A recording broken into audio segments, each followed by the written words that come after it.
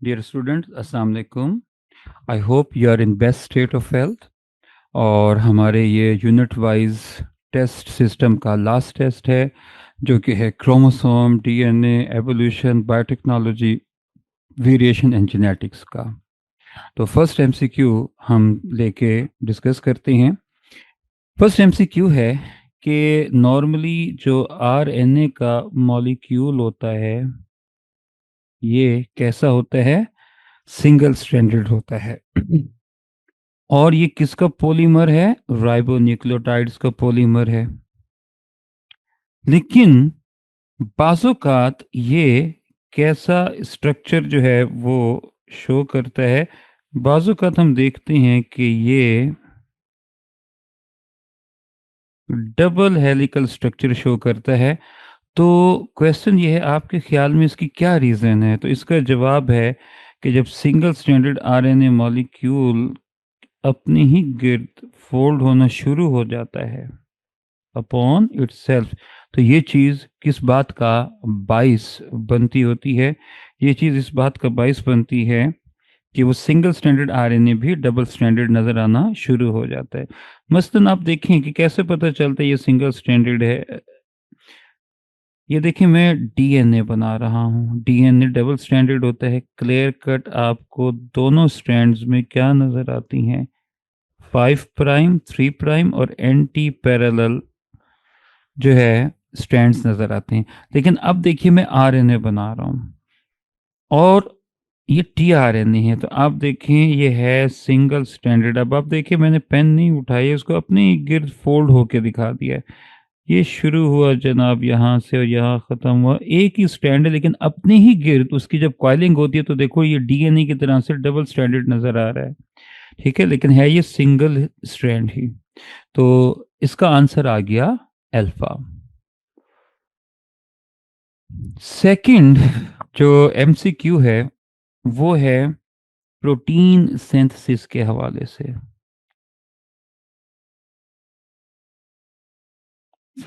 देखें, protein synthesis का अमल जो है, अगर हम उसकी स्टडी करें तो प्रोटीन्स की फैक्ट्री हम कहते होते हैं राइबोसोम्स को। अब राइबोसोम्स कब प्रोटीन्स बनाते हैं? जब उन्हें प्रोटीन बनाने का जो है वो क्या मिलता है? मैसेज मिलता है। कौन देता है? डीएनए, या यूं कह दें जीन जो न्यूक्लियस में है। तो उससे मैसेज कौन लेकर आता है? एमआरएनए। और वो एमआरएनए आकर जो है वो क्या करेगा? फिजिकली इंटरेक्ट करेगा। किसके साथ? राइबोसोम्स के साथ।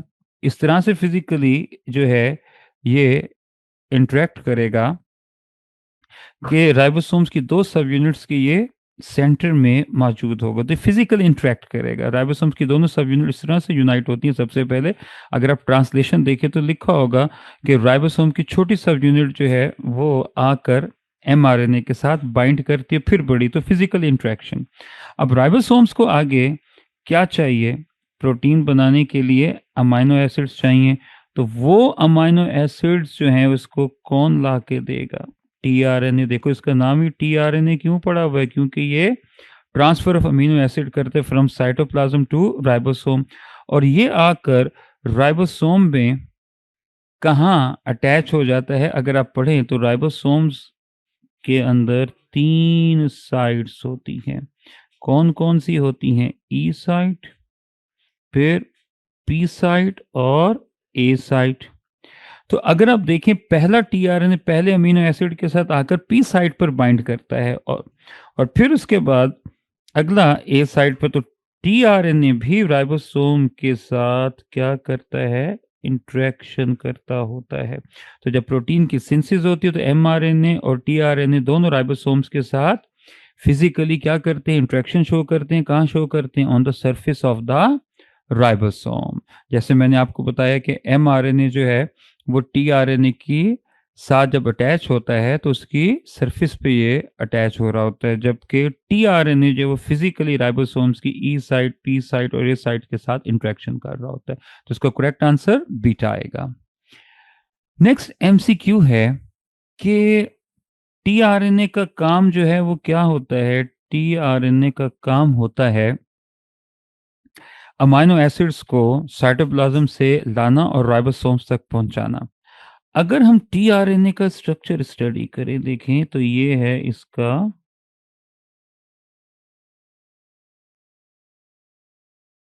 Clover shape structure. यहाँ पर है इसकी 3 प्राइम एंड और यहाँ पर है इसकी 5 प्राइम एंड। तो इसमें ये जो है वो डी लूप है, इसको हम थीटा लूप कहते हैं, और ये वाला जो है जो एमआरएनए पे पहचानता है किसको, कोडॉन्स को, इसको हम कहते हैं एंटी कोडॉन लूप। तो हमेशा याद रखिएगा कि जो अमाइनो एसिड्स होती हैं वो आकर कहाँ अटैच होती हैं, 3 प्राइम एंड पर। और अगर हम 3 प्राइम एंड के ऊपर सीक्वेंस देखें कि अमीनो एसिड्स जो हैं उनका सीक्वेंस क्या है, तो आपको वो सीक्वेंस जो नज़र आता है वो है सी सी ए। तो वो सीक्वेंस जो है वो कौन सा है, दैट इज़ द सी सी ए होगा, जो 3 प्राइम एंड पर आपको नज़र आता है। ठीक है। अब अमीनो एसिड 3 प्राइम एंड पर ही क्यों आकर लगते हैं, तो उसका एक आंसर है, क्योंकि यहाँ पर 3 प्राइम एंड पर क्या मौजूद होता है, फ्री हाइड्रोक्सिल ग्रुप होता है। ठीक है। इस फ्री हाइड्रोक्सिल ग्रुप की वजह से जो है वो अमीनो एसिड जो है वो कहाँ आकर अटैच्ड होते हैं, एट द 3 प्राइम एंड जो है ये आकर अटैच होते हैं। तो इसका करेक्ट आंसर जो है वो डेल्टा आ जाता है। तो यहाँ पर अगर आप देखेंगे तो आपको 3 प्राइम एंड पर सी सी ए नजर आएंगे, प्लस यही अमाइनो एसिड बाइंडिंग साइट है। उसके बाद हम पढ़ते हैं कि डीएनए हो या आरएनए, वो किसके बने होते हैं, न्यूक्लियोटाइड्स के। न्यूक्लियोटाइड्स में होती है बेसिस, बेसिस दो तरह की, प्यूरीन्स एंड पिरिमिडाइंस। क्वेश्चन ये है कि वो कौन सी बेस है जो रिंग की शक्ल में है और इसकी 5 पोजीशन पर क्या चीज है लगी हुई, मिथाइल ग्रुप। तो उसका आंसर है थायामाइन। थायामाइन आपको कहाँ पर मिलती है, ये आपको मिलती है डीएनए के न्यूक्लियोटाइड्स पर। और ये कैसी होती है, इसमें मिथाइल ग्रुप जो है वो मौजूद होगा। अगर आप इसका स्ट्रक्चर देखेंगे, रिंग स्ट्रक्चर, तो आपको इसमें क्या चीज नजर आएगी, मिथाइल ग्रुप नजर आएगा। और अगर मिथाइल ग्रुप थायामाइन में से निकाल दें तो फिर ये क्या बन जाती है, यूरासिल। तो अगर आप देखें एंटीट्रस्ट का ये भी क्वेश्चन है कि यूरासिल और थायामाइन में क्या फर्क है, तो मिथाइल ग्रुप का फर्क है। कहती हैं मिथाइलेटेड यूरासिल जो है वो क्या कहलाती होती है, थायामाइन कहलाती है, और डीमिथाइलेटेड थायामाइन यूरासिल कहलाती है। तो methylated uracil is called thiamine and demethylated thiamine is called uracil। तो इसका आंसर thiamine आएगा। नेक्स्ट एमसीक्यू है कि एग्जैक्ट नेम क्या है उस कोवलेंट बॉन्ड का जिसके जरिए नाइट्रोजीनियस बेस जो है वो जुड़ती है किसके साथ, पेंटोज शुगर के साथ। तो पहली बात, जब बेस और शुगर यूनाइट होती हैं तो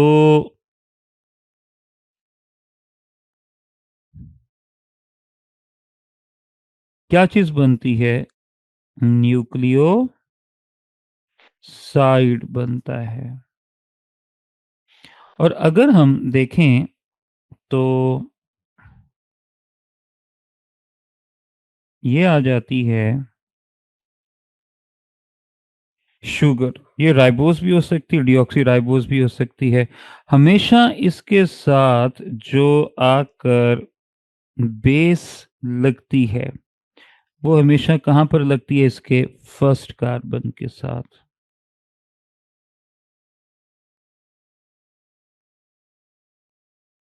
और यूं एक बॉन्ड बनती है, इस बॉन्ड को कहते हैं ग्लाइकोसिडिक बॉन्ड। ठीक है जी? तो इस बॉन्ड को हम क्या नाम देते हैं? ग्लाइकोसिडिक बॉन्ड का नाम देते होते हैं। और हम इसको ग्लाइकोसिडिक बॉन्ड अगर पूरा नाम देखें तो इसका पूरा नाम जो है वो क्या होता है? इसका पूरा नाम है beta N glycosidic linkage. Beta N glycosidic linkage.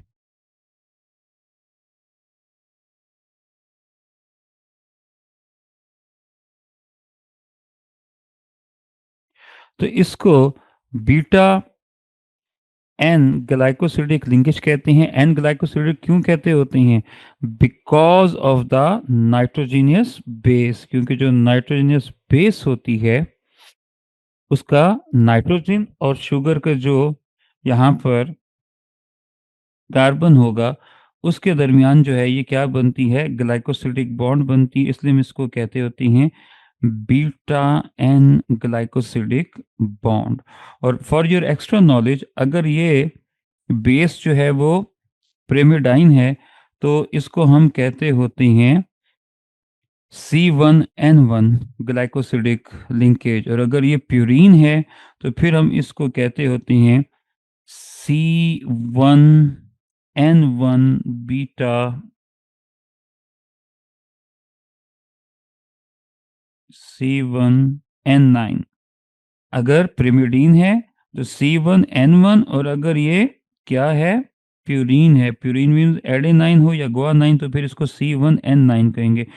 तो N9 जो है ये प्यूरीन्स के लिए है, और अगर प्रिमिडीन्स होगी तो फिर इसी बीटा एन ग्लाइकोसिडिक लिंकेज को कहेंगे C1N1। ठीक है? तो अभी यहाँ लिख देता हूं कि ये C1N9 है, क्योंकि अब मैंने बेस कौन सी बनाई हुई है? प्यूरीन।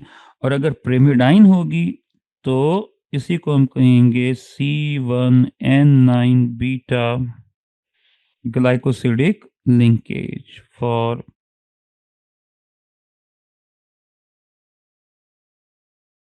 पिरिमिडाइंस। नेक्स्ट है जो एमसीक्यू, वो है कि डीएनए के मॉलिक्यूल की टोटल विड्थ, विड्थ का मतलब होता है डायमीटर, तो वो कितना है? 2 नैनोमीटर है।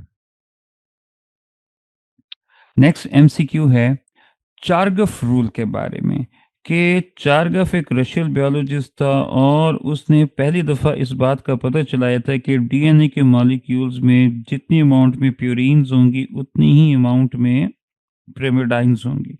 तो करेक्ट आंसर क्या है? आप सीक्वेंस चेक कीजिए कि प्यूरीन्स को पहले जिक्र किया गया है, और प्यूरीन्स में कौन आ जाता है? Adenine plus गुआनोसाइन। और प्रेमिडाइंस में जो है वो क्या आ जाएंगे? प्रेमिडाइंस में आ जाएंगे साइटोसाइन प्लस थायामाइन। तो अब इस सीक्वेंस को चेक करें पहले वाला, तो देखिए एडेनाइन और साइटोसाइन, यानी एक प्यूरिन के साथ एक प्रेमिडाइन दिखा दिया। दूसरी बात, ये तो वैसे पेयर नहीं बनता।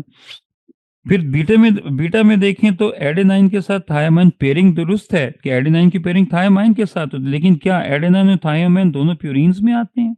यहाँ पर स्टेटमेंट पढ़े तो वो कहते हैं प्यूरिन्स बराबर है प्रेमिडाइंस के। तो ऑप्शन में देखिए कहाँ प्यूरिन्स को एक तरफ लिखा हुआ है, प्रेमिडाइंस को दूसरी तरफ। तो करेक्ट आंसर अगर आप देखें तो वो ये है, पहले एडेनाइन प्लस गुआनाइन, तो ये प्यूरिन्स, फिर thymine plus cytosine is equal to 1, यानी इनकी अमाउंट बराबर होती है। इनका सम करेंगे तो 1 या 100% के बराबर आएगा। तो इसमें करेक्ट आंसर जो है वो एल्फा आएगा। ए प्लस बी जी प्यूरिन्स, टी प्लस सी प्रेमिडाइंस। तो चार्गफ रूल को हम सिंबॉलिकली इसी तरीके से रिप्रेजेंट कर सकते हैं। नेक्स्ट है कि जब बहुत ईजी है कि जब एटीपी का मॉलिक्यूल टूटता है और किसमें कन्वर्ट होता है, एडीपी और इनऑर्गेनिक फॉस्फेट में, तो एटीपी का एडीपी में कन्वर्ट होना या टूटने का अमल क्या कहलाएगा, हाइड्रोलाइसिस कहलाएगा। ये काम पानी की मौजूदगी में होता है। नेक्स्ट है कि क्रोमोसोम्स का काम क्या है। यू नो दैट क्रोमोसोम्स जो हैं they are responsible for inheritance. And what is inheritance, transfer of traits. अगर क्या हो जाए, अगर ये हो कि पूरा क्रोमोसोम या क्रोमोसोम का कोई पार्ट क्या हो जाए, मिस हो जाए, तो उसका नतीजा क्या निकलेगा। देखिए क्रोमोसोम्स हैं रिस्पॉन्सिबल फॉर इनहेरिटेंस, तो क्रोमोसोम का पार्ट मिसिंग होने का मतलब ये है कि कुछ ट्रेड्स पेरेंट से ऑफस्प्रिंग में ट्रांसफर नहीं होंगे। नतीजा क्या होगा, आने वाली जनरेशन में एबनॉर्मेलिटीज पैदा हो जाएंगी। सीरियस कॉन्सिक्वेंसेस का क्या मतलब है कि क्या पैदा हो जाएंगी, आने वाली जनरेशन में एबनॉर्मेलिटीज पैदा हो जाएंगी, और इन एबनॉर्मेलिटीज की वजह से क्या हो सकता है, डेथ भी हो सकती है, या हम देख सकते हैं कि कोई फिजिकल एबनॉर्मेलिटी जिसमें सोशल प्रॉब्लम कैसे, जाहिर बात है एबनॉर्मल लोगों से कोई सोशल रिलेशनशिप नहीं रखना चाहता। ये एमसीक्यू पीटीबी की बुक से उठाया हुआ है, क्रोमोसोम एंड डीएनए। डायग्राम से थोड़ा ऊपर पैराग्राफ देखेंगे तो जहाँ स्ट्रक्चर ऑफ क्रोमोसोम है उससे ऊपर देखेंगे तो आपको ये लाइन लिखी हुई नजर आएगी।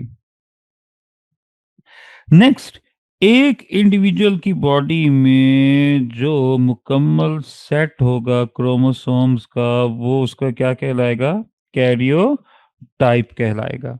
तो कैरियो का मतलब न्यूक्लियस होता है, तो न्यूक्लियस के अंदर क्या मौजूद होते हैं, chromosome and sum of the all chromosome present within the nucleus of an organism या within the body of an organism, इसे हम क्या कहेंगे, कैरियो टाइप कहेंगे। नेक्स्ट है कि जी क्रोमोसोम्स जो होते हैं जब सेल डिवीजन के अमल से गुजरती हैं तो कुछ क्या बनाते हैं, आई शेप, कुछ क्या बनाते हैं, जे शेप, और कुछ क्या बनाते हैं, वी शेप। ये शेप कब बनाएंगे, आंसर, जब क्रोमोसोम क्या होंगे, गुजरेंगे डिवीजन से।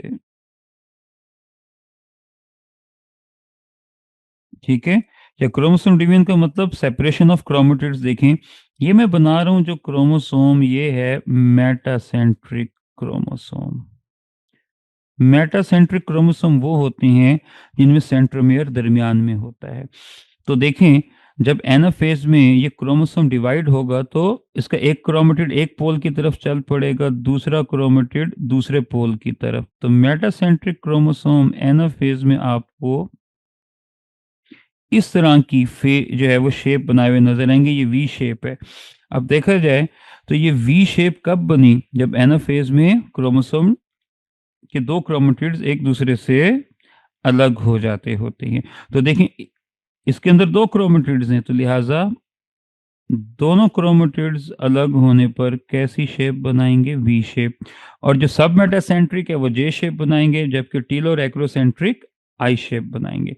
तो वी शेप सब मेटासेंट्रिक।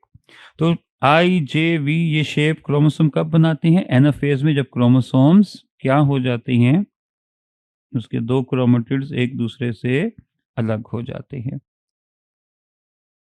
नेक्स्ट, एक ह्यूमन क्रोमोसोम के अंदर जो एक डीएनए का मॉलिक्यूल होता है, नेवर फॉरगेट एक क्रोमोसोम में एक डीएनए होता है, तो एक डीएनए के अंदर कितने न्यूक्लियोटाइड्स हो सकते हैं, तो इसका आंसर है 140 मिलियन न्यूक्लियोटाइड्स हो सकते हैं।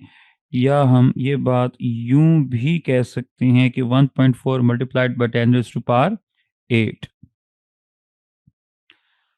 नेक्स्ट, हिस्टोन प्रोटीन्स की अगर हम स्टडी करें, ये अल्ट्रा स्ट्रक्चर ऑफ क्रोमोसोम जहां न्यूक्लियोसोम का जिक्र है वहां से ये एमसीक्यू लिया गया है। तो हिस्टोन प्रोटीन्स क्या होती हैं, पॉजिटिवली चार्ज होती हैं। क्वेश्चन ये है कि बताइए वो कौन से अमाइनो एसिड हैं जिनकी वजह से हिस्टोन पे पॉजिटिव चार्ज आ जाते हैं, तो आंसर है arginine and lysine. Next protein है, नेक्स्ट एमसीक्यू है कि अगर हम हिस्टोन प्रोटीन्स की बात करें तो ये आपको हमेशा कहाँ मिलती हैं? Outside the core octamer. और इनका फंक्शन जो है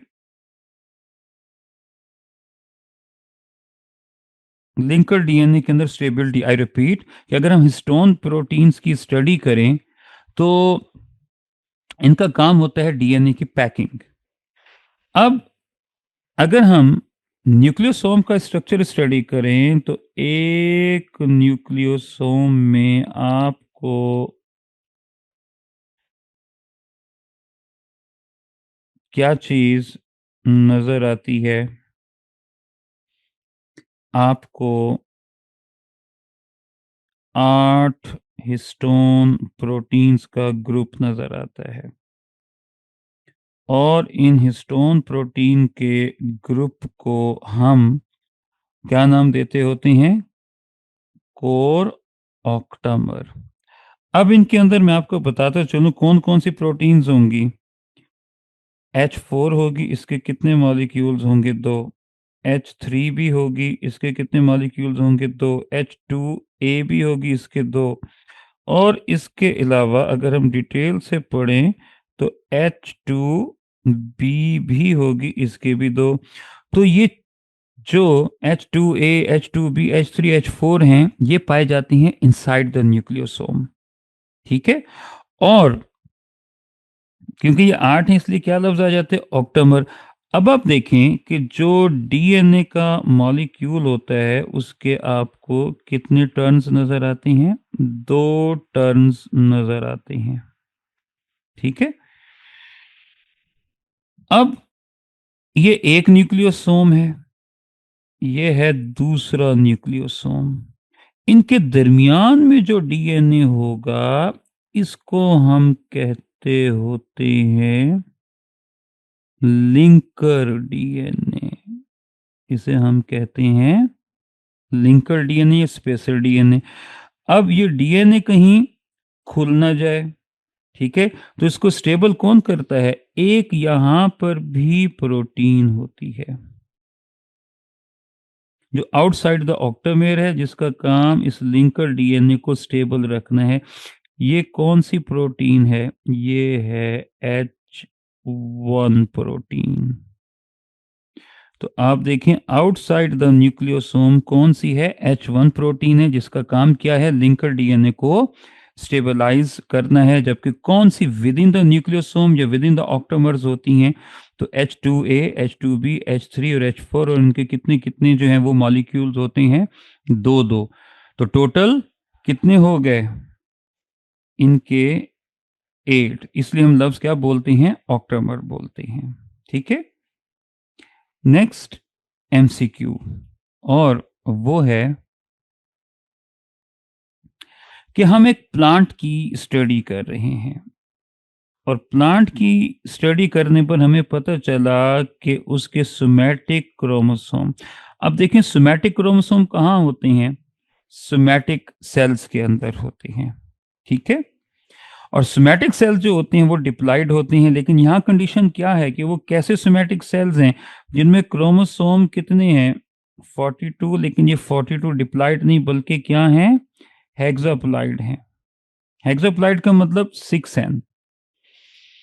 अब अगर आप क्वेश्चन पढ़ें तो वो ये कहता है कि हमने बता दिया है कि वीट प्लांट है, उसके सोमैटिक सेल्स में 42 क्रोमोसोम है, लेकिन ये डिप्लॉइड नहीं बल्कि हेक्साप्लॉइड है। क्वेश्चन ये है कि अगर हम बात करें इसके एक सेट में कितने क्रोमोसोम है? 6n का मतलब जो है वो क्या होगा? 6n का मतलब जो है वो ये होगा, there are 6 sets of chromosomes.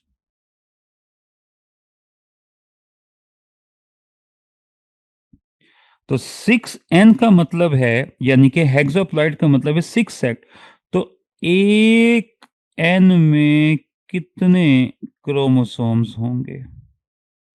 अब इस 6n यहां पर कितना दिया हुआ है, 6n यानी कि हेक्साप्लॉइड जो दिए हुए हैं वो दिए हुए हैं कितने, 42, यानी 42 क्रोमोसोम्स का मतलब ये हुआ कि 6 सेट्स हैं तो एक सेट में कितने होंगे, सीधी सी बात है, हमने क्या करना है, 42 को डिवाइड जो है वो कर देना है, ठीक है। तो अगर हम 42 को डिवाइड करेंगे किस पे, 6 पे, तो आंसर क्या आ जाएगा, 7। तो इसका मतलब जो एक एन है उसमें कितने क्रोमोसोम्स होते हैं, यानी एक सेट में 7 है। तो अगर एक सेट में 7 है तो फिर सीधी सी बात है कि 6n में जो है वो कितने होंगे, तो 6n का मतलब ये होगा 7 multiplied by 6 is equal to 42।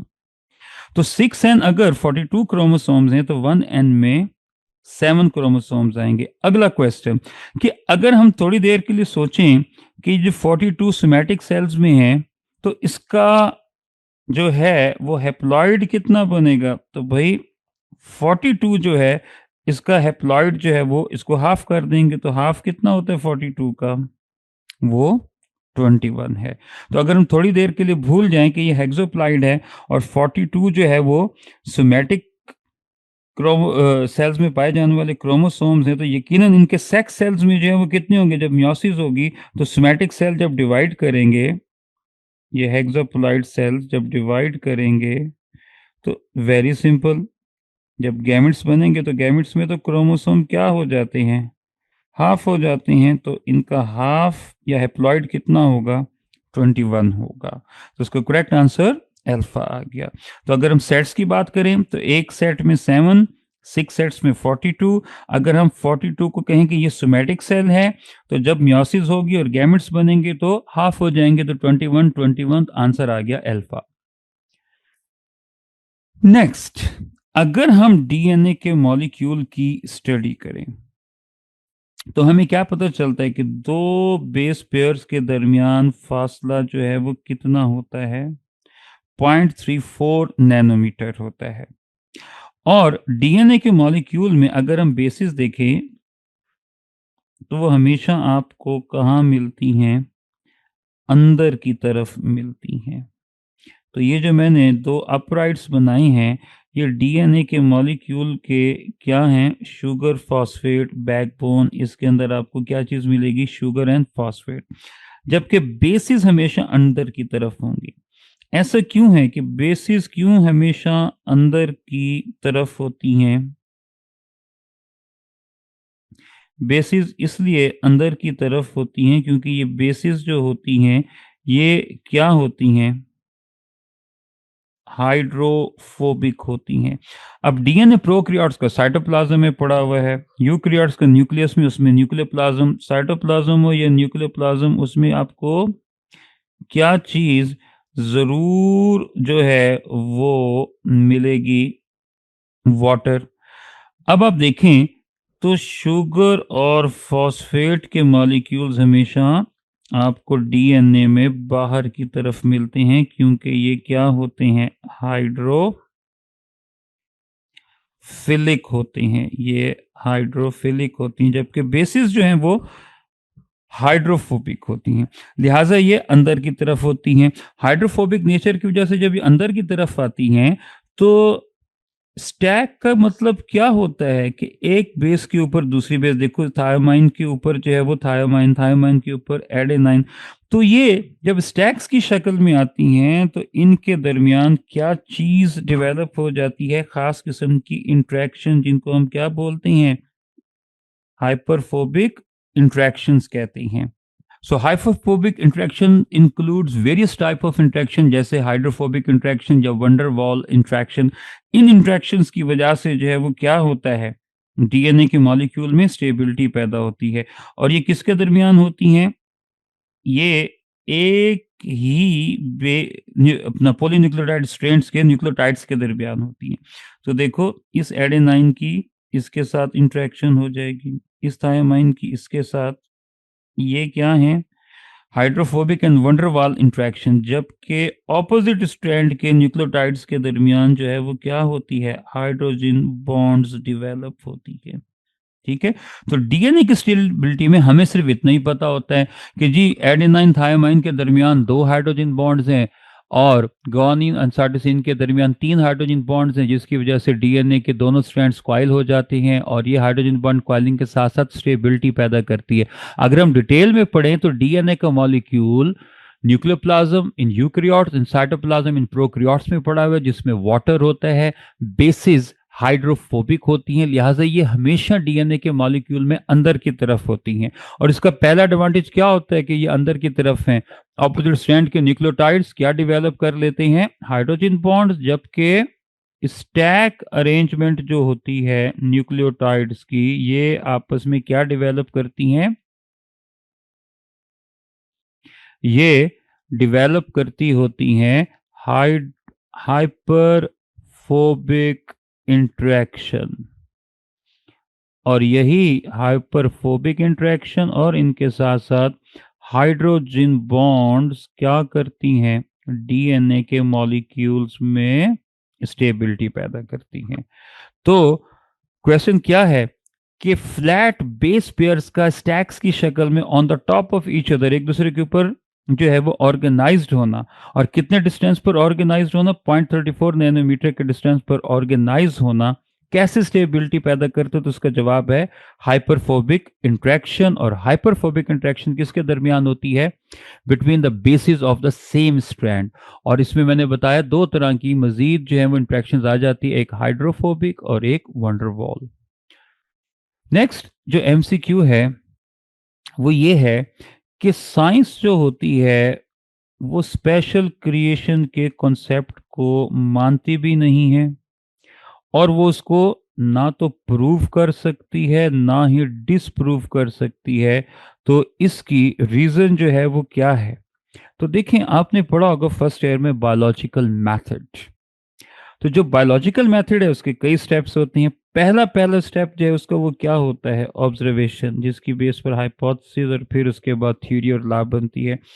तो जो स्पेशल क्रिएशन है ये एक बिलीफ का नाम है और इसमें आपको किसी किस्म की साइंटिफिक ऑब्जर्वेशंस नहीं मिलती, क्योंकि इस इस्लामिक बिलीफ की कोई साइंटिफिक ऑब्जर्वेशंस जो हैं वो नहीं है। लिहाजा साइंस इसको ना तो प्रूव कर सकती है ना ही डिसप्रूव कर सकती है। साइंस हमेशा उसी चीज को प्रूव या डिसप्रूव कर सकती है जो कि ऑब्जर्वेबल हो, जबकि स्पेशल क्रिएशन एक बिलीफ का नाम है जो ऑब्जर्वेबल नहीं है। एंड बाय द वे मैं खुद भी स्पेशल क्रिएशन के कॉन्सेप्ट को मानता हूं। बीइंग अ मुस्लिम, हम सबको अल्लाह सुब्हानहू व तआला ने क्रिएट किया है, so we must have a strong belief. Next आ जाता है, ये फेडरल से लिया हुआ है कि अगर हम एंडोसिम्बियोट थ्योरी देखें, ठीक है, इवन पीटी में भी है, तो वो जो लार्ज एनारोबिक एमीबॉइड प्रोकैरियोट था उसने पहले स्टेप पे किस बैक्टीरियम को इन्वॉल्व करके अपने अंदर सिम्बियोटिक रिलेशनशिप डेवलप किया, तो उसका आंसर है एरोबिक बैक्टीरियम। और इसी एरोबिक बैक्टीरियम से आगे चल के क्या वजूद में आए, माइटोकॉन्ड्रिया। आप देखें डायग्राम तो बड़ा क्लियर है। नेक्स्ट है कि अगर हम एंडोसिम्बियोट थ्योरी देखें, ये भी फेडरल से है, तो उसके मुताबिक एंडोप्लाज्मिक रेटिकुलम और न्यूक्लियर इन्वेलप कैसे वजूद में है, तो डायग्राम ऑब्जर्व कीजिएगा फेडरल की बुक की।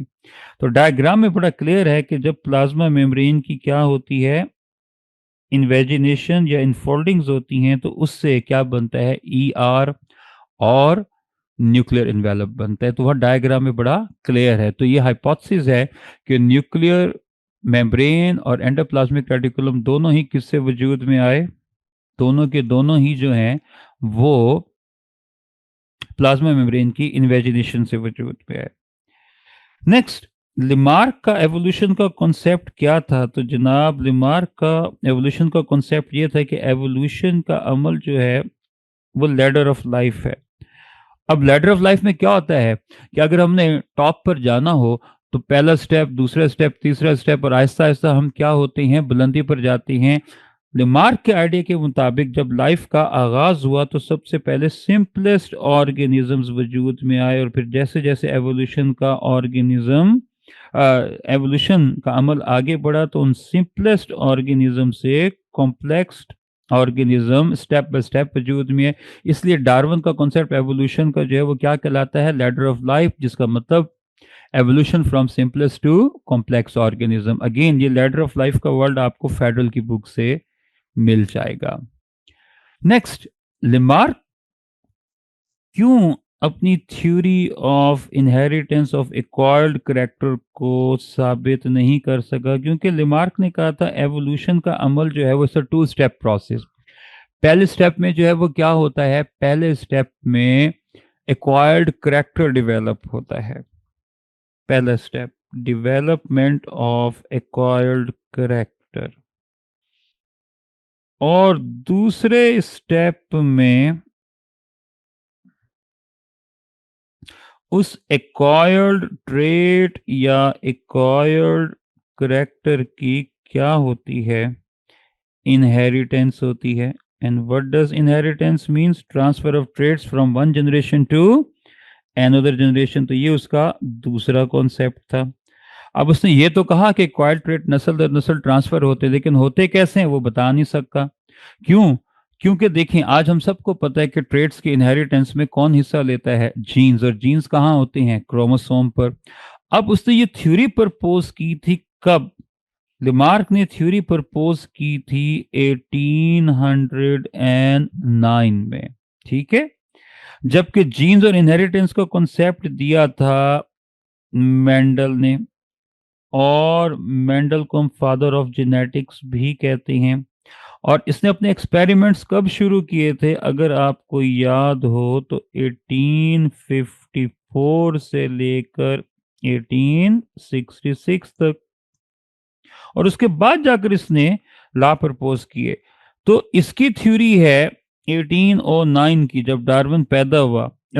और मेंडल का वर्क जाकर आया 1854 से 1866 में, क्योंकि उसको जीन्स का कॉन्सेप्ट नहीं था, इसी वजह से वो ये नहीं बता सका कि इनहेरिटेंस के पीछे कौन जिम्मेदार होता है।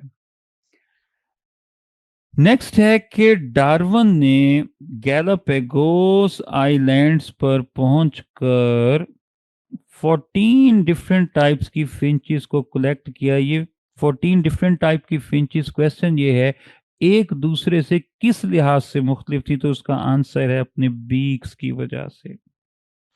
और इनकी बीक्स क्यों एक दूसरे से डिफरेंट थी? क्योंकि एक आइलैंड की फिंच का जो मोड ऑफ ऑब्टेनिंग फूड था वो दूसरे आइलैंड की जो फिंच थी उसके मोड ऑफ ऑब्टेनिंग फूड से डिफरेंट था। सीड्स खाने वालों की बीक की शेप कुछ और थी, इंसेक्ट्स खाने वालों की बीक की शेप कुछ और थी। तो इन बीक्स के डिफरेंस की वजह से उसको फिंचेस की अलग अलग कितनी तरह की इकसाम मिली? 14 टाइप्स की। तो क्वेश्चन क्या था कि डार्विन को जो 14 टाइप की फिंचेस मिली थी वो एक दूसरे से किस लिहाज से डिफर थी? बीक्स के लिहाज से। उनकी बीक्स क्यों एक दूसरे से डिफरेंट थी? क्योंकि डिफरेंट आइलैंड की फिंचेस का mode of obtaining food different था। तो अल्फा ऑप्शन। नेक्स्ट है कि एवोल्यूशन का अल्टीमेट सोर्स क्या है? आई होप आप सब लोगों को मालूम होगा कि एवोल्यूशन हम किस चीज को कहते होते हैं? एवोल्यूशन हम कहते होते हैं ओरिजिन ऑफ न्यू स्पीशीज का अमल। अब न्यू स्पीशीज कैसे वजूद में आती होती हैं? न्यू स्पीशीज वजूद में आती हैं स्टेप 1, जब क्या हो? एनवायरमेंटल चेंजेस आई। जब एनवायरमेंटल चेंजेस आती हैं तो उन चेंजेस में सर्वाइवल करने के लिए लिविंग ऑर्गेनिजम्स जो हैं वो क्या अपने अंदर पैदा करते हैं? एडाप्टेशंस, या एडाप्टेशंस की बजाय हम क्या नाम दे कह सकते हैं? वेरिएशंस। वेरिएशंस किस वजह से आती हैं? जब जीन्स के अंदर चेंजेस हैं। और जीन्स के अंदर जो चेंज आती है उसको हम क्या कहते हैं? म्यूटेशन। तो अल्टीमेटली सोर्स ऑफ एवोल्यूशन जो है वो क्या है? म्यूटेशन है, जिसकी वजह से ऑर्गेनिजम्स के अंदर अडाप्टेशंस या वेरिएशंस आते हैं और उन्हीं वेरिएशंस की वजह से वो क्या हो जाते हैं? अपने एंसेस्टर से डिफरेंट होकर एक नई स्पीशी में ढल जाते हैं। नेक्स्ट, अगर हम डार्विन का कॉन्सेप्ट देखें तो उस कॉन्सेप्ट में आपको नेचुरल सिलेक्शन का वर्ल्ड मिलता है। तो डार्विन के मुताबिक जो एवोल्यूशनरी फोर्स है वो कौन सी है? नेचर है। इस फोर्स को हम क्या कहते हैं? Natural selection. नेचुरल सिलेक्शन का अमल ही किसी भी पॉपुलेशन के लिविंग ऑर्गेनिजम्स में ये टेंडेंसी पैदा करता है कि वो क्या करें? अडाप्टेशन। जरा थोड़ी देर के लिए सोचिए कि अगर कुदरत सबको ही मौका दे दे कि वो बदलते माहौल में जिंदा रहें, तो कोई क्यों अपने अंदर जो है वो अडाप्टेशन पैदा करेगा? अगर नेचर सबको जिंदा रहने का मौका दे दे तो कोई क्यों पैदा करे? तो आप ये देखें कि जब भी एनवायरमेंटल चेंजेस आती हैं और उन चेंजेस का सामना जब किसी पॉपुलेशन के जानदारों को करना पड़ता है, तो उस पॉपुलेशन के कुछ जानदारों में वेरिएशंस आती हैं, कुछ में नहीं आती। अब जिनमें वेरिएशंस नहीं आती, कुदरत उन्हें वक्त के साथ खत्म कर देती है, उन्हें जिंदा रहने का मौका नहीं देती। और जो सरवाइव करते हैं वो क्यों सरवाइव करें? क्योंकि उनके अंदर अडाप्टेशंस हैं। तो क्योंकि नेचर बदलते माहौल में सिर्फ अडाप्टेशन पैदा करने वाले को ही सर्वाइवल का मौका देती है, तो यही वजह है कि हम कहते हैं कि हर नई स्पीशीज के वजूद में आने के पीछे क्या होती हैं? अडाप्टेशंस होती हैं। और अडाप्टेशंस को प्रमोट करने में किसका रोल है? नेचुरल सिलेक्शन का। क्योंकि नेचर सिर्फ वेरिएशन पैदा करने वाले ऑर्गेनिजम्स को, जो माहौल के लिहाज से वेरिएशन ला रहे हैं, उन्हीं को सिलेक्ट करती है जिंदा रहने के लिए। तो अल्टीमेट जो एवोल्यूशनरी फोर्स है वो नेचुरल सिलेक्शन। नेक्स्ट आ जाता है तो वेरी इजी कि डार्विन जब अपने सफर से वापस आया और अपनी ऑब्जर्वेशंस की बेस पर जब उसने हाइपोथेसिस जो है वो बनाई, तो उसके ख्याल में नई स्पीशीज के वजूद में आना और एडाप्टेशंस, इनका आपस में क्या है? गहरा ताल्लुक है। ऑर्गेनिज्म एनवायरमेंटल चेंजेस की वजह से एडाप्टेशंस पैदा करते हैं। मैं फिर बता दूं कि एडाप्टेशंस का क्या मतलब है कि एनवायरमेंटल चेंजेस के लिहाज से न्यू ट्रेट्स का डेवलप होना। तो जब किसी ऑर्गेनिज्म की आने वाली नस्लों में एनवायरमेंटल चेंजेस के लिहाज से न्यू ट्रेट्स डेवलप होते हैं, तो क्या हो जाते हैं? वो अपने एंसेस्टर से डिफरेंट हो जाते हैं और यूं नई स्पीशी वजूद में आती है। तो इसका आंसर बीटा है। नेक्स्ट, ये फेडरल से लिया हुआ है कि थ्योरी ऑफ यूनिफॉर मेट्रोनिज्म किसने जो है वो प्रपोज की? तो आप देखेंगे जेम्स हटन। ये इसमें कोई कॉन्सेप्ट नहीं, आपने सिर्फ याद जो है वो करना है कि ये थ्योरी किसने प्रपोज की थी।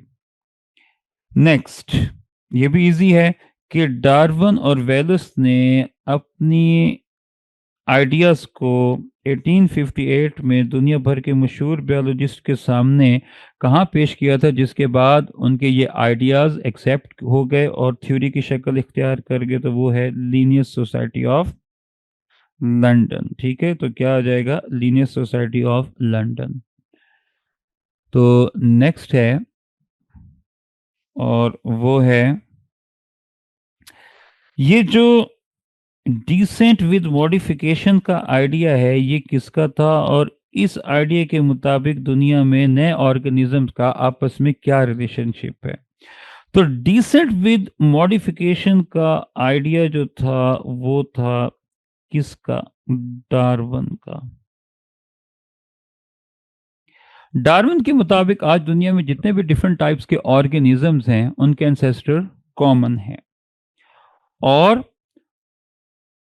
उस कॉमन एंसेस्टर से अगर हम डिफरेंट टाइप्स के ऑर्गेनिजम्स का वजूद में आना देखें, तो ये देखो, ये पॉइंट है, ये मैंने बताया कि कॉमन एंसेस्टर है, एवोल्यूशन हुई, उससे दो नए तरह के जानदार वजूद में आए, फिर मॉडिफिकेशन के जरिए उनसे, तो आप देखें क्या बन रहा है? एक तरह का ट्री लाइक स्ट्रक्चर बन रहा है। तो अगर आप किसी ट्री की स्टडी करें तो उसमें हजारों ब्रांचेस होती हैं, लेकिन सब किससे ओरिजिनेट हो रही हैं? कॉमन ट्रंक से। डार्विन के मुताबिक लिविंग ऑर्गेनिजम्स की अगर हम दुनिया में बायोडाइवर्सिटी देखें और उनका ओरिजिन देखें तो इसी तरह का जो है वो क्या बनता है, ट्री लाइक रिलेशनशिप बनता होता है। तो डार्विन के मुताबिक डिसेंट विद मॉडिफिकेशंस का जो कॉन्सेप्ट है, इसके मुताबिक तमाम जानदारों का आपस में रिलेशनशिप वही है जो कि ट्री ट्रंक और उसकी ब्रांचेस का है, इसलिए इसका आंसर जो है वो क्या आ जाएगा, ब्रांचिंग ट्री। जैसे एक ट्रंक से डिफरेंट टाइप्स की ब्रांचेस निकलती हैं, तो इसी तरीके से लिमार्क के मुताबिक आज दुनिया में जितने भी ऑर्गेनिजम्स मौजूद हैं, अगर हम उनके एंसेस्टर्स का पता लगाकर ऑर्गेनाइज करें तो एक ट्री बनता है, और अल्टीमेटली वो ट्री एक पॉइंट पर आकर खत्म हो जाता है, जो कि इंडिकेट करता है कि सबके जो दुनिया में ऑर्गेनिजम्स हैं, सबका एंसेस्टर एक कॉमन है। नेक्स्ट, डार्विन के मुताबिक अगर किसी जानदार की पॉपुलेशन तेजी से बढ़ती है, तेजी से बढ़ने का मतलब एक्सपोनेंशियल रेट पर बढ़ती है, तो इससे क्या होगा, इस अमल को क्या नाम देंगे? तो सीधी सी बात है, इस अमल को हम कहेंगे ओवर प्रोडक्शन।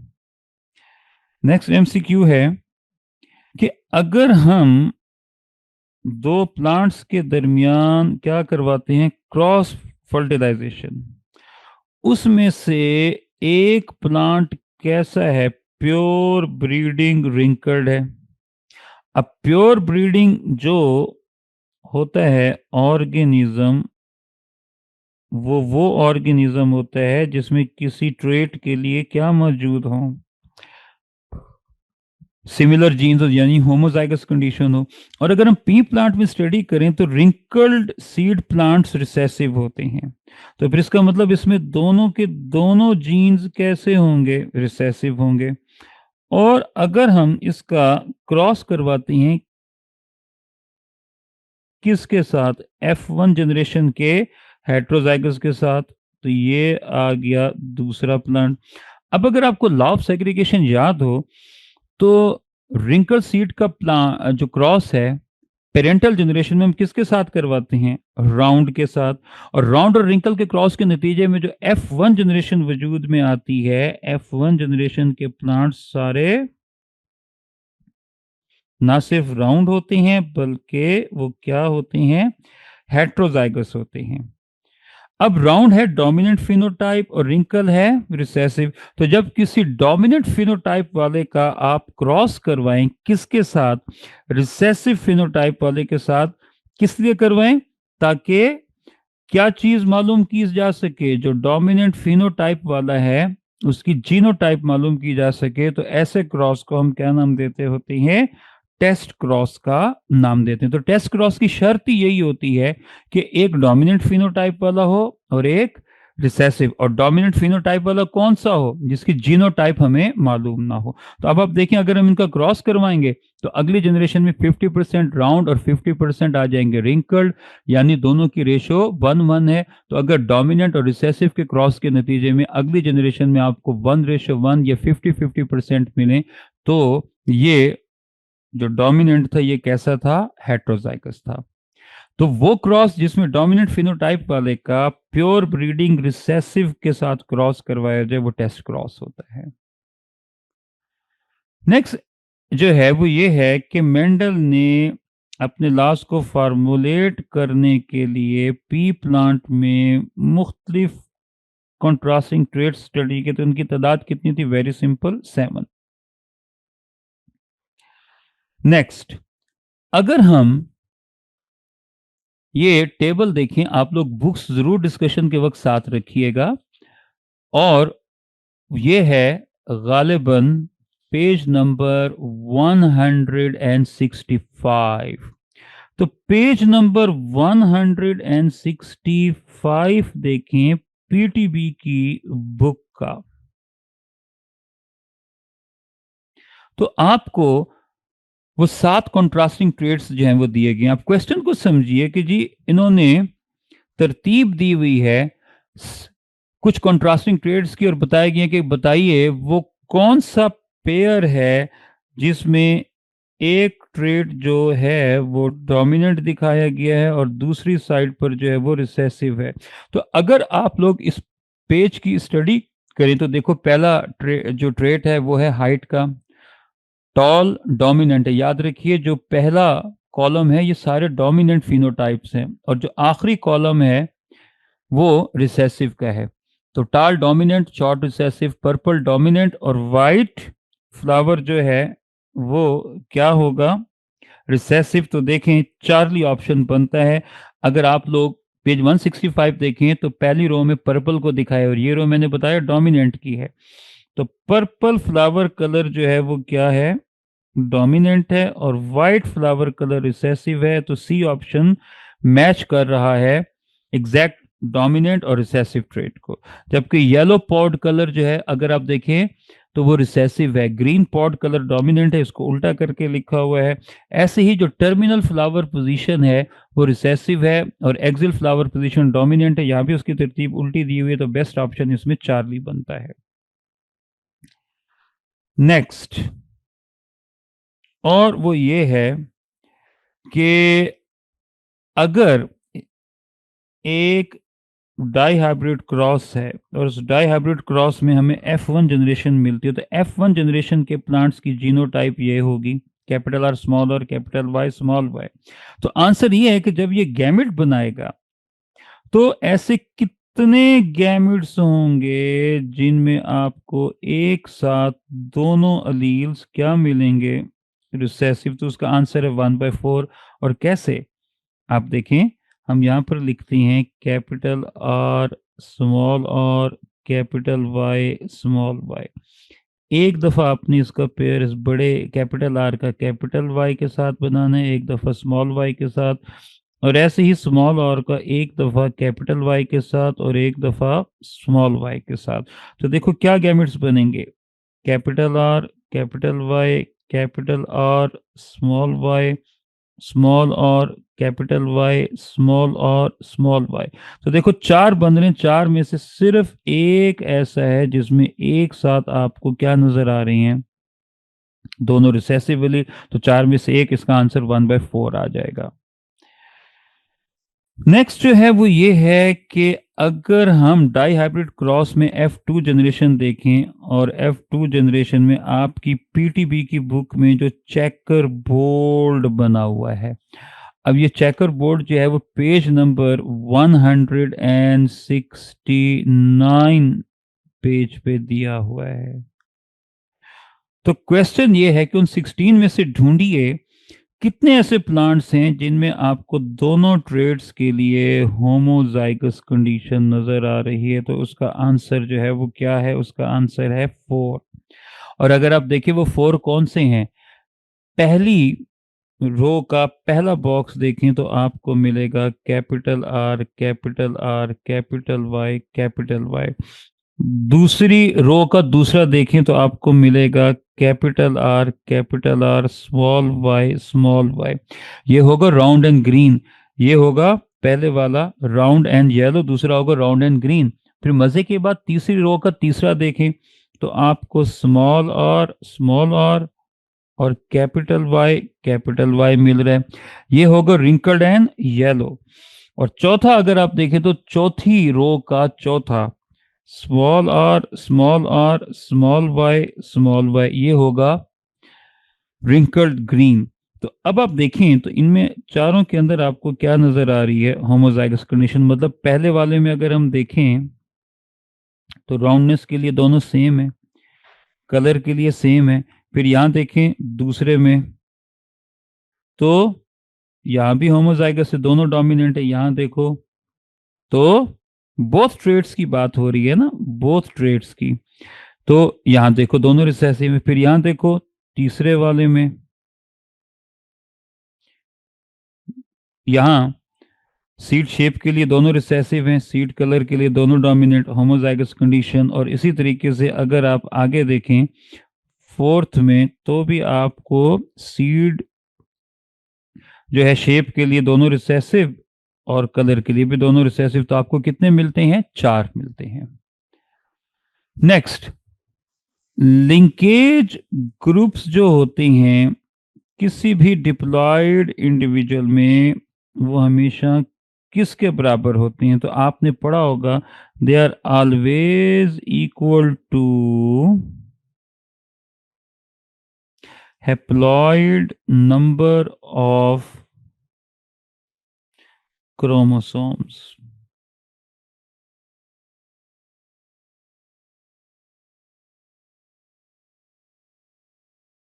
ये हैप्लॉयड नंबर ऑफ क्रोमोसोम्स के बराबर है। अब इन चारों ऑप्शंस में कहीं नहीं दिया हुआ, जबकि टिक लगा हुआ है बी में, और वो क्या दिया हुआ है कि हमेशा लिंकेज ग्रुप्स की तादाद किसके बराबर होती है? Number of homologous pair of chromosomes. अब इसका क्या मतलब हुआ? भाई देखें, हम ह्यूमंस की बात करते हैं। ह्यूमंस के अंदर हैप्लॉयड नंबर कितना है? 23। तो हम कहते हैं लिंकेज ग्रुप्स भी कितने हैं? 23। अब ऐसा कहीं नहीं लिखा हुआ इक्वल टू हैप्लॉयड नंबर। तो हम बात करते हैं ह्यूमंस के अंदर क्रोमोसोम्स की। तो जो ह्यूमंस के अंदर क्रोमोसोम्स होते हैं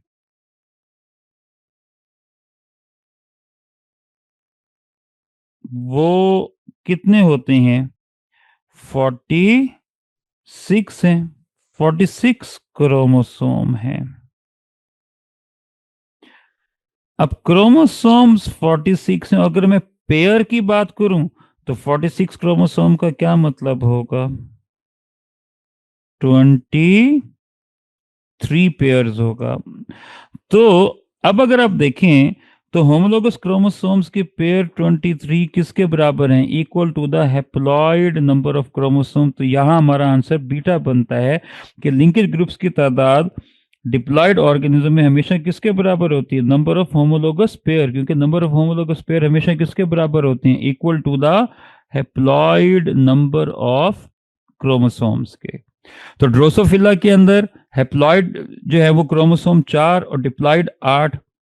तो अगर हम कहें कि ड्रोसोफिला में कितने लिंकेज ग्रुप्स हैं, बस हमें इतना बता दें कि उसमें टोटल क्रोमोसोम कितने होते हैं, तो वो होते हैं 8। तो उसके होमोलोगस पेयर कितने बने? 4। तो फिर लिंकेज ग्रुप उसमें कितने होंगे? 4 होंगे, which is equal to the haploid number of chromosome. Next question, ये भी फेडरल से लिया गया है। अब ये लॉ ऑफ इंडिपेंडेंट असॉर्टमेंट और लिंकेज वाले टॉपिक से रेलेवेंट है। देखो, लॉ ऑफ इंडिपेंडेंट असॉर्टमेंट कहता है कि दो मुख्तलिफ ट्रेट के जीन्स यानी non allelic genes according to Mendel अगर एक क्रॉस में हिस्सा लें तो F1 जनरेशन में गैमेट्स बनते वक्त वो एक दूसरे से अलग होकर नए कॉम्बिनेशन बनाते हैं, और अगर वो एक दूसरे से अलग होकर नए कॉम्बिनेशन बनाएं तो फिर F2 जनरेशन में कौन सी जो है वो वैल्यू या फिनोटिपिक रेशियो मिलती है? 9331। लेकिन इसके लिए शर्त क्या है कि दो मुख्तलिफ ट्रेट के जीन्स एक दूसरे से क्या हो जाएं? अलग हो जाएं। लेकिन अगर दो मुख्तलिफ ट्रेट के जीन्स लिंक्ड हैं और कंप्लीट या टाइटली लिंक्ड हैं, और फिर हम इन दो मुख्तलिफ ट्रेट के जीन्स को लेकर डाई हाइब्रिड क्रॉस करवाते हैं, तो याद रखिए लिंक जीन्स कभी भी लॉ ऑफ इंडिपेंडेंट असॉर्टमेंट को फॉलो नहीं करते। और ये बात कहां पर आप लोगों को लिखी हुई जो है वो मिलती है? पेज नंबर 181 की आखिरी लाइन पढ़ें।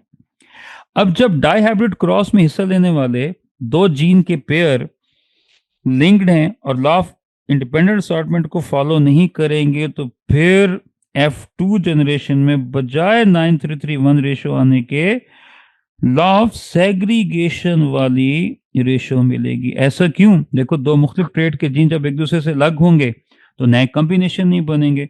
नए कॉम्बिनेशन नहीं बनेंगे तो न्यू फिनोटाइप्स नहीं बनेंगी। न्यू फिनोटाइप्स नहीं बनेंगी तो इसका मतलब क्या होगा? अगली जनरेशन में सिर्फ और सिर्फ कौन सी फिनोटाइप होगी? Parental phenotype. और वो कितनी होंगी? 2। आपने तो ये पढ़ा था ना कि जब हम राउंड और येलो को क्रॉस करवाते हैं, किसके साथ करवाते हैं? रिंकल्ड और ग्रीन के साथ। तो F1 में हमें सारे कैसे मिलते हैं? राउंड और येलो, और जब हम F1 जनरेशन के राउंड और येलो को क्रॉस करवाएंगे तो 4 फिनोटाइप्स मिलेंगे, एक राउंड येलो, एक राउंड ग्रीन, एक रिंकल्ड येलो, रिंकल्ड ग्रीन। लेकिन ये उस सूरत में पॉसिबल है जब ये दो जीन्स जो हैं वो क्या शो करें, इंडिपेंडेंट असॉर्टमेंट। और वो कब शो करेंगे इंडिपेंडेंट असॉर्टमेंट, जब वो लिंक्ड नहीं होंगे। अगर वो लिंक्ड होंगे तो इंडिपेंडेंट असॉर्टमेंट शो नहीं करेंगे, इंडिपेंडेंट असॉर्टमेंट शो नहीं करेंगे तो वो दो फिनोटाइप्स, कौन सी, राउंड ग्रीन और रिंकल्ड येलो नहीं बनेंगे। सिर्फ कौन सी फिनोटाइप्स बनेंगी, दो, कौन कौन सी, round yellow and wrinkled green, और किस रेशियो में, 3:1। तो डायहाइब्रिड क्रॉस में 3:1 रेशियो का आना इंडिकेट करता है कि दो मुख्तलिफ ट्रेट के जीन्स लिंक्ड हैं। नेक्स्ट, ये भी किससे लिया गया है, ये लिया गया है फेडरल से, और इसकी डिटेल जो है वो कुछ यूं है कि ये एक्सपेरिमेंट्स जो किए थे ये किसने किए थे, मॉर्गन ने किए थे, ठीक है। और किस पर किए थे, ड्रोसोफिला पे। उसने ड्रोसोफिला की दो वेराइटीज के दरमियान क्रॉस करवाया, ठीक है। कौन कौन सी, एक वो वेराइटी जिसके विंग्स लॉन्ग थे और एब्डोमेन ब्रॉड थी, एक ये variety, A B for abdomen. दूसरी वो वेराइटी जिसके विंग्स छोटे थे, छोटे विंग्स वाली ड्रोसोफिला जो है उसके विंग्स के लिए जो हम टर्म यूज करते हैं वो क्या है, वेस्टिजियल विंग्स। और उसकी एब्डोमेन जो थी वो कैसी थी, नैरो, यानी वो डाई हाइब्रिड क्रॉस करवा रहा था। कौन से दो ट्रेड्स वो ले रहा था, एक वो ले रहा था विंग्स का साइज, और दूसरा एब्डोमेन की शेप। यानी वो कौन सा क्रॉस करवा रहा है, डाई हाइब्रिड क्रॉस। अब जिस वक्त उसने डाई हाइब्रिड क्रॉस करवाया तो उसको पता चला कि इन दोनों ट्रेड्स के जो जीन्स हैं वो क्या हैं, लिंक्ड हैं। और अभी मैंने आपको बताया कि अगर दो मुख्तलिफ ट्रेड के जीन्स जो हैं वो लिंक्ड हों तो फिर आपको F2 जनरेशन में 9:1:1 नहीं बल्कि क्या रेशियो मिलती है, 3:1। और ये भी मैं यहाँ पर इजाफा कर दूं कि वो 3:1 क्या होगी, 3 होंगे डोमिनेंट फिनोटाइप वाले और एक होगा रिसेसिव फिनोटाइप वाला। अब यही सिचुएशन यहां पर है कि ये क्या है, डोमिनेंट फिनोटाइप, ये है रिसेसिव। जब हम इनका क्रॉस कराएंगे F1 में सारे long wing and broad abdomen, और जब F1 को हम सेल्फ क्रॉस करवाएंगे और कंडीशन कौन सी है, कंप्लीट डोमिनेंस, तो F2 में हमें 9:3:1 नहीं बल्कि कौन सी रेशियो मिलेगी, 3:1। अब उस 3:1 में रिसेसिव फिनोटाइप्स वाले कितने होंगे, देखो टोटल 4 हैं तो 4 में से एक होगी, तो आंसर आएगा 1:4। ये फेडरल से लिंकेज का टॉपिक है, वहां से लिया हुआ है। नेक्स्ट क्वेश्चन है कि जब होमोलोगस क्रोमोसोम क्रॉसिंग ओवर करते हैं तो वो कौन सी स्टेज होती है क्रोमोसोम की। देखो क्रॉसिंग ओवर जो है वो तब होती है जब होमोलोगस क्रोमोसोम स्टेप 1 क्या करते हैं, पेयर बनाते हैं। और पेयरिंग का अमल जो है वो क्या कहलाता है, साइनेप्सिस कहलाता है।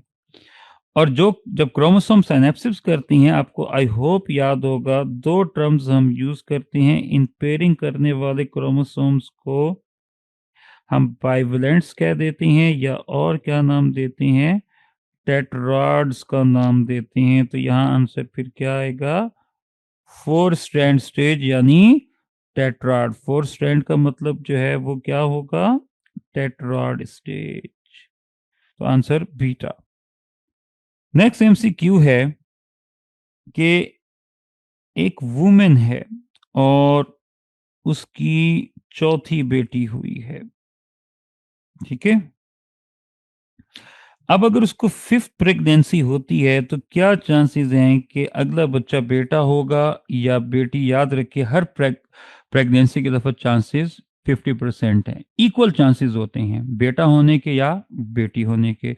इसी चीज को आप प्रोबेबिलिटी कहते हैं, तो प्रोबेबिलिटी हमेशा 50%, इक्वल चांसेस। नेक्स्ट, ऐसे ट्रेट्स जिनके जीन्स जो हैं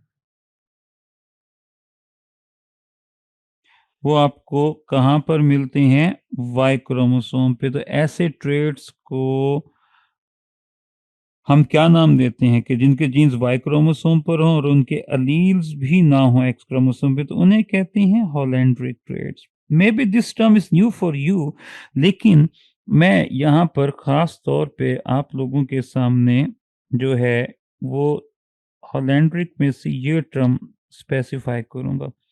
गौर कीजिए, आप अगर गौर करेंगे तो आपको कहीं ना कहीं क्लू मिल जाता है बाज़-औक़ात उन एमसीक्यूज के दुरुस्त जवाब का भी जिसके बारे में आप ब्लैंक होते हैं। आपने पढ़ा होगा मेल सेक्स हार्मोन्स को एंड्रोजेंस कहते हैं। आपने पढ़ा होगा फ्लावरिंग प्लांट में जो मेल रिप्रोडक्टिव पार्ट होता है उसको एंड्रोशियम कहते हैं।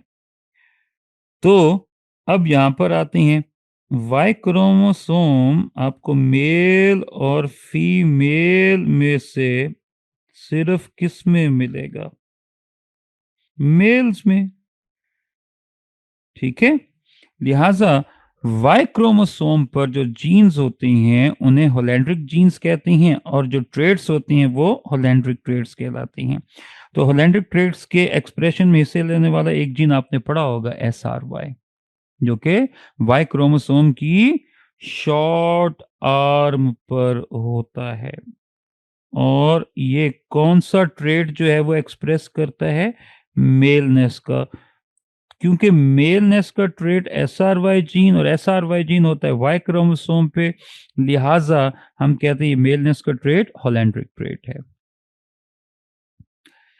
नेक्स्ट, अगर हम ब्लड क्लॉटिंग का प्रोसेस देखें और हम गुजर रहे हैं उसके फाइनल स्टेप से, तो इसमें क्या आएगा कि जो वो सॉल्युबल प्रोटीन जो कन्वर्ट हो जाएगी इनसॉल्युबल थिन प्रोटीन में, वो कौन सी होगी।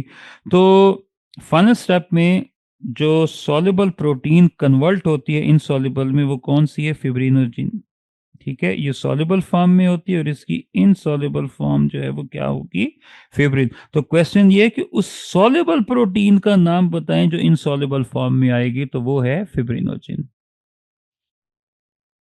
नेक्स्ट है, और वो ये है कि एक शख्स जो है वो मेल है, मेल के अंदर सेक्स क्रोमोसोम्स का पेयर कौन सा होता है, XY। उसके वाई क्रोमोसोम पे क्या मौजूद होगा, SRY जीन। अगर वो SRY जीन अपना काम ना करे तो ऐसे शख्स की फिनोटिपिक सेक्स क्या होगी, तो वो फिनोटिपिकली फीमेल होगा। ये येलो बॉक्स से उठाया हुआ है। नेक्स्ट, अगर हमने ट्रांसजेनिक गोट बनानी हो तो सबसे पहले हमें क्या करना पड़ता है कि उसके एग को ट्रांसजेनिक बनाना पड़ता है।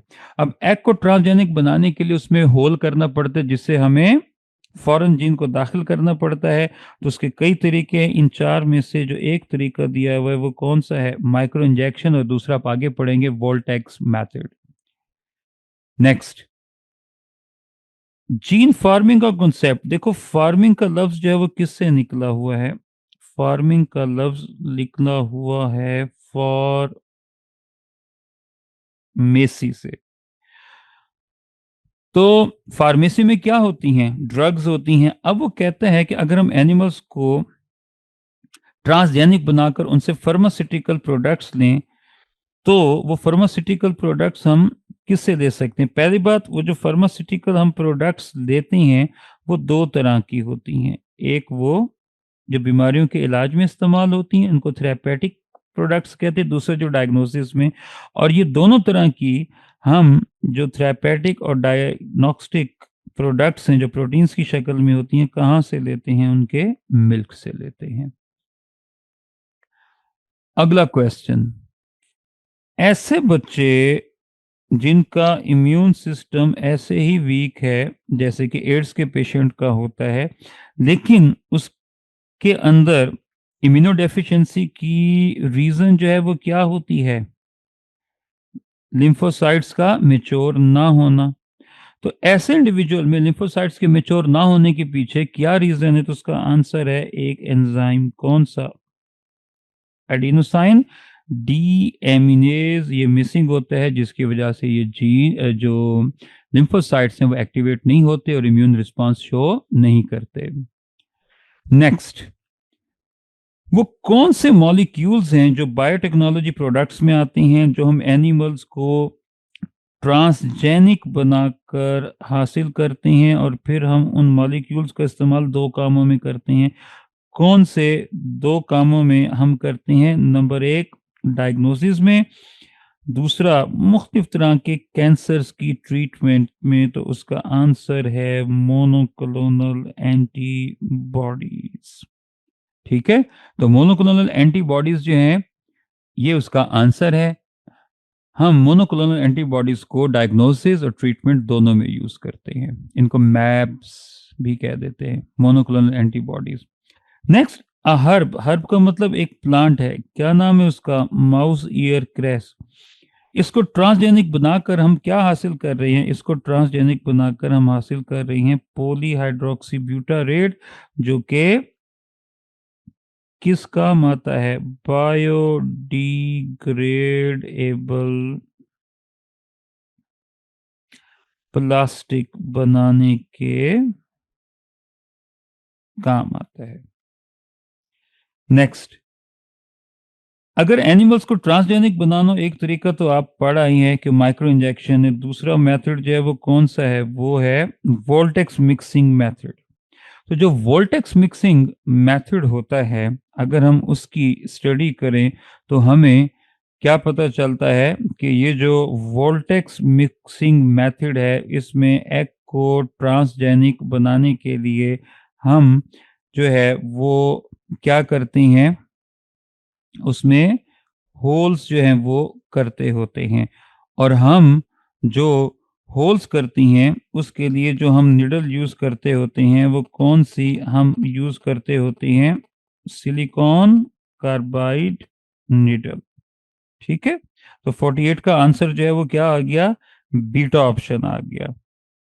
नेक्स्ट आ जाता है कि इनमें से कौन से एनिमल्स हैं जिनको हमने जीन थेरेपी के जरिए जो है वो बोवाइन ग्रोथ हार्मोन्स प्रोड्यूस करने वाले जीन्स। तो अगर आप सेकंड ईयर की बुक देखेंगे तो आपको आइडिया होगा कि उसमें 4 जो हैं वो या 5 एनिमल्स हैं, जैसे इसमें काऊ है, रैबिट है, फिश है। तो इनमें से जो आपको अवेलेबल ऑप्शंस हैं, इसमें से सिर्फ और सिर्फ किसका जो है वो नाम दिया हुआ है? फिश का। तो बोवाइन ग्रोथ हार्मोन, जिससे इन एनिमल्स की जो है वो ग्रोथ में इजाफा होता है, जिससे कि गोश्त और फूड की प्रोडक्शन में इजाफा हो जाता है, वो फिश है। ठीक है जी। और लास्ट एमसीक्यू है कि हम एनिमल्स को क्यों ट्रांसजेनिक बनाते हैं? तो हम एनिमल्स को ट्रांसजेनिक इसलिए बनाते होते हैं ताकि उनमें वो जीन्स दाखिल कर सकें जिनकी प्रोडक्ट्स या तो किस में काम आए? बीमारियों के ट्रीटमेंट में, उन्हें हम कहते हैं थेरेपेटिक प्रोडक्ट्स, और आखिर में वो जो diagnostic products. So that's all for today. I hope बड़ी कॉम्प्रिहेंसिव जो है वो मैंने आपको इसकी डिस्कशन करवाई है। आई होप आपको तमाम एमसीक्यूज के ऑप्शंस जो हैं वो क्लियर होंगे, और I wish you all the best. मेरी दुआ है कि अल्लाह पाक आप सबको कामयाब करे। टेक केयर एंड अल्लाह हाफिज। Stars Academy Multan campus, Pakistan's #1 entry test preparation academy.